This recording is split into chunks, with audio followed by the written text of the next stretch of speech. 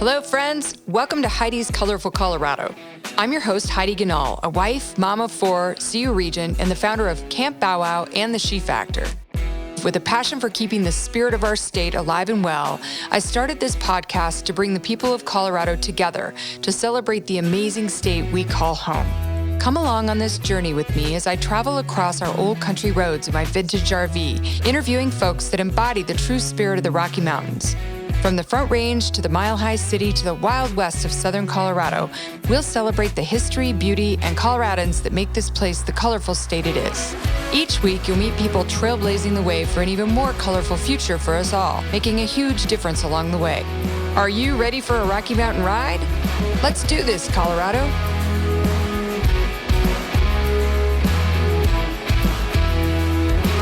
Welcome to Heidi's Colorful Colorado. I'm so happy to have you here today. We have a yummy treat for you, and I cannot wait to have lunch afterwards and taste some of your incredible food. I've heard wonderful things about it. Érica and Liz, tell us a little bit about your company and what you're up to. Thank you, first of all, for having us, Heidi. And we are Dos Amigas, recently rebranded from Green Roots Meals to Dos Amigas. And we started in March of 2020, got creative and started a Mexican meal delivery company. We've been delivering food to individual homes from Boulder to Parker every Wednesday. And it's been great. We're happy and excited. So you guys decided to start a business in COVID, or really transform your business from what it was. Tell us why you switched to the home delivery service from what you were doing. Well, I was selling to restaurants, and with COVID, they closed all the restaurants. So we decided to start a new business.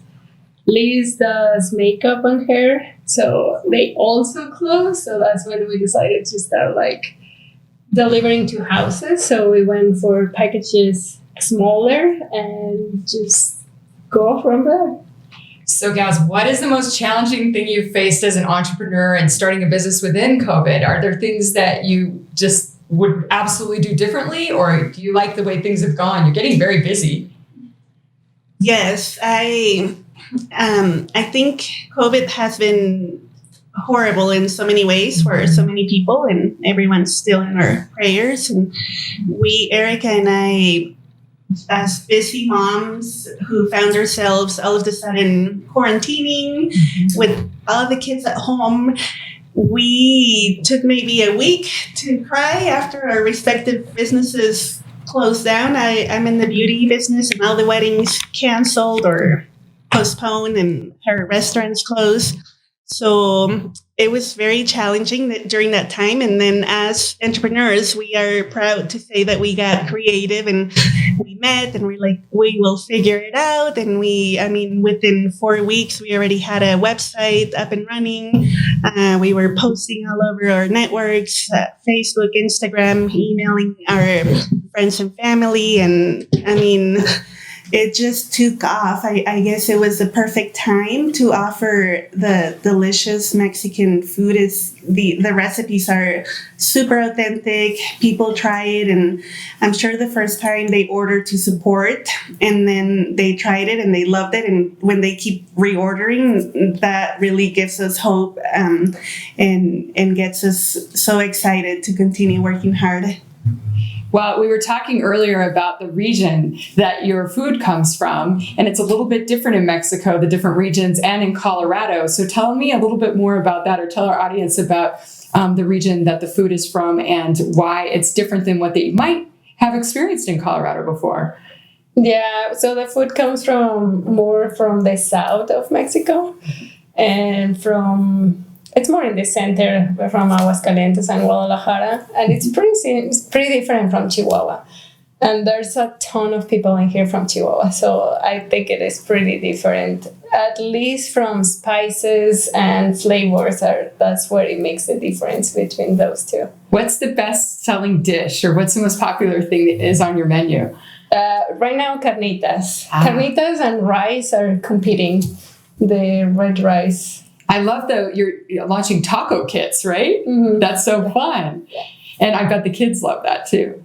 Yes, yeah. We're within the first year and we're learning so much, and we sent out some surveys to learn from our clients, just asking for feedback. And a lot of them were asking for a kit. They go on the website and they didn't know what to order. It's maybe overwhelming, all these different dishes. We have chicharrón, most people have never heard of it, or barbacoa, carnitas, tinga, chicken tinga, and they were overwhelmed. So we sat down and created some kits ready to go. So with one click, you get everything you need for a taco night. And we just launched that last week for Cinco de Mayo, and it's going great. People, the orders just keep coming in with the Cinco de Mayo taco kit.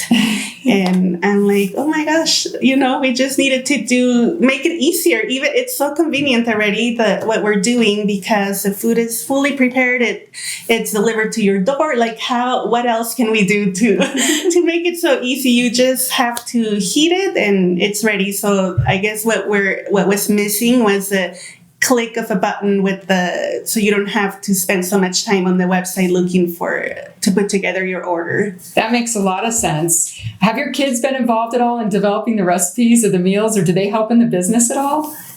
I don't think so. They just eat it. Well, my kids are smaller. I think her daughter gets super excited when we get new products because she gets to try all of them and see if we are putting them on the website. And she's the number one trying them. Oh yeah, we do tastings. Is that how you say it? Yes. When we're selecting it, because we can either create the recipe and send it there so they can make it, or they also send us recipes and we get to try and see if it's approved by the Dos Amigas team, including my daughter. and she loves. We have desserts. My daughter loves. We're having tres leches, and that is my favorite dessert. Excited to try it. Yeah, Catherine's like, Mom, when are we trying tres leches? We go to Cabo San Lucas every year. We've been going for 15 years, and there's a restaurant next to our place that has tres leches cake, and I literally go there 4 times in the 1 week that I'm there. It's like the highlight of my trip. And my husband's like, don't you ever get tired of this? I'm like, nope, never. It's delicious. It is. Yeah, we're in trouble. I would say most of our food can also be considered pretty healthy. We have a lot of proteins, rice, beans, but then of course we have the guilty pleasures, which I think once in a while it's great to have that comfort food delivered to your home. We have a Mexican key lime pie, which is to die for right now in the spring and summer. It's really, really refreshing and creamy at the same time. Mm-hmm. But yes, the kids are excited. Mine are older, so they pay attention. They help me deliver flyers. I can tell they get excited about it. I'd like to tell young people that they either have the entrepreneurial bug or they don't. Like every young person should start a business or just try at some point to see if they like it, so that they don't go work for, a corporation in a cubicle for the rest of their life and not give it a go. But do you think one of your kids is going to take the ball and run with it someday with your business? Either one of you? I hope so. Yeah. Yeah. I think my oldest, she loves to sell. She was super shy at the beginning, and she's in Girl Scouts right now. Oh. And she was the number one selling. And every time she asked me for money, I'm like, here's your lemonade. Go to the corner and sell it so you can get your money back. So that's how we do it. It's all about starting a new business. At least with my kids. Mm-hmm. Her daughter already has her own business. She does? What does your daughter do? My 15-year-old bought a coupon book, a neighborhood coupon book, about 2.5 years ago, when she was 13 or 12. Oh my goodness. And so she sells ads to local businesses, and then she'll print it once a year. And of course, we have a Dos Amigas ad in there. And then the 10-year-old will go knocking home to home selling the coupon book. My younger one wants to make money, and he's selling the books. So the big sister is his boss? Mm-hmm. How does that work? work. As long as he gets paid, I think he's fine. I can see him taking over that business pretty soon too. She's getting really busy with high school. Oh, that's adorable. Maybe they can expand and do one in our neighborhood. I bet it would sell like hotcakes. Yeah, I already, the entrepreneur in me is already thinking, you can replicate this idea in every neighborhood. Yeah. So ladies, part of the podcast fun that we have here is talking about Colorado. And I want to hear from you. What does Colorado embody to you? Or what's the spirit of Colorado when people ask, why do you live there? Do you like living there? What do you say? I think for me, it's the mountains, and you can do something different almost every single day. Yeah. Yeah, hiking or like going to the zoo or like, I don't know. I just love it. And it's beautiful. Yes. Everywhere you go, it's beautiful. Yeah, it's not too shabby a place to live, is it? And for me, I've been here since 2007. And the first few years, you would find me crying. I miss California. I miss my family. And I hate the weather. And then I started meeting people from Minnesota, from Chicago. And they're like, this is paradise. And long story short, I've learned to appreciate the seasons. It's gorgeous, like the fall and then the winter and now the spring. That is gorgeous. And then with my wedding business, I got to travel all over the state. I've been to Colorado Springs, Estes Park, Vail, Beaver Creek. The mountains are just gorgeous. It's a beautiful place to raise a family. We came just for a few years, and it's been 15. So I guess for a reason we have stayed. Colorado has treated us really, really great, and we love it. How did you two meet or get to build your friendship? I think did you start that through mutual friends? Yeah, about 7 years ago. Yeah, we have a group of Mexicans, and I think so far we're like 21 or something, and they started with 3. Oh my goodness, so that's fun. Yeah, in our neighborhood, we go to the farmer's market, and I heard someone speaking Spanish, and I'm like, oh, hey. I wanted the kids to practice Spanish with other kids, and we started creating this group of Mexicans living in Northeast Denver. Yeah. And we have one friend from Colombia. So one of them is from Colombia. And of course, the kids get together and they don't speak Spanish. They speak English amongst them. So it's the purpose. But it's fun, having somebody who has the same background sometimes. Yeah. It's nice to relate. Okay, so now you're business partners. How's that going? Do you have any tips for other people that are entering a partnership or thinking about partnering with a friend?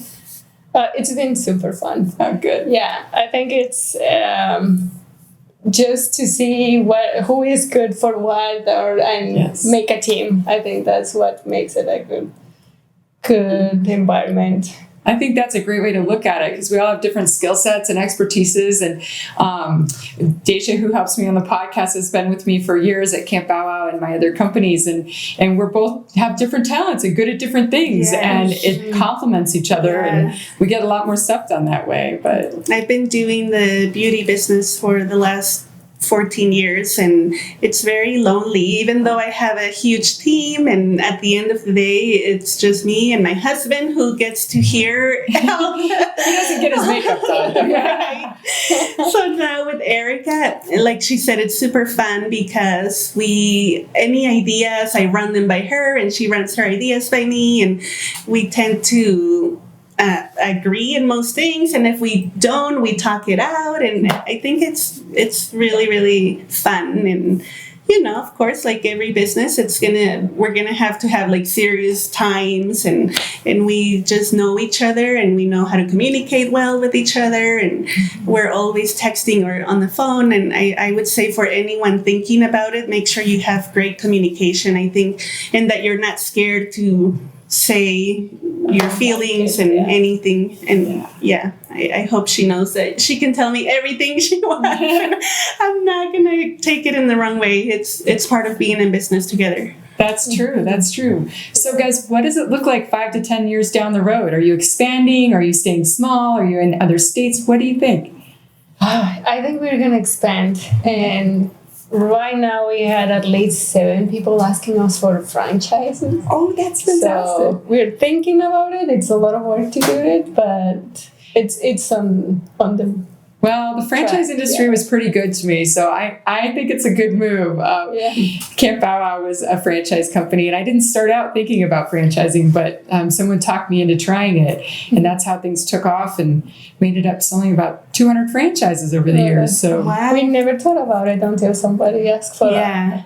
We definitely would love to go expand nationwide.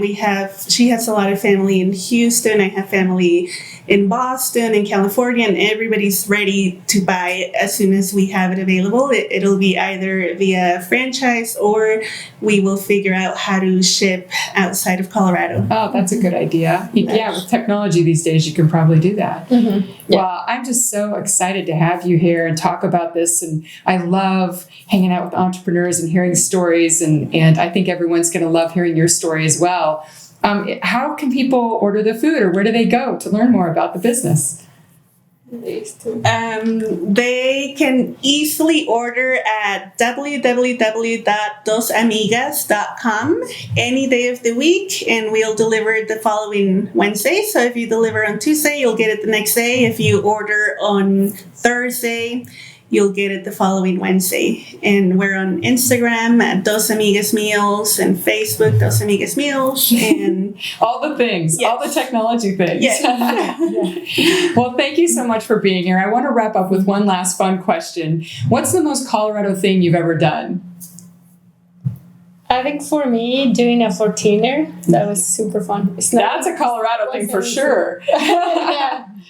But it was fun. I would say the boulder. Running the boulder was super fun. And I think that's a great example. How do you train for the boulder? Do you run a lot? Not really. At the time, I had just done a half marathon in San Francisco, and running and training here was super easy to go and run in California, but I think that helped. But other than that, I'm not a runner anymore. It's a lot, especially when you're running a business. It's hard to add exercise and you fit that in, especially running. But oh my gosh, yes. You're running all day for your business. Well, thanks, ladies. It's been wonderful, and good luck with your business. I know it's going to grow like crazy, and you're going to do really well. Thank you. Thank you for having us. Yes, thanks for the opportunity. We love it. Thank you for joining us today on Heidi's Colorful Colorado. If you enjoyed this conversation, don't forget to rate, review, and subscribe.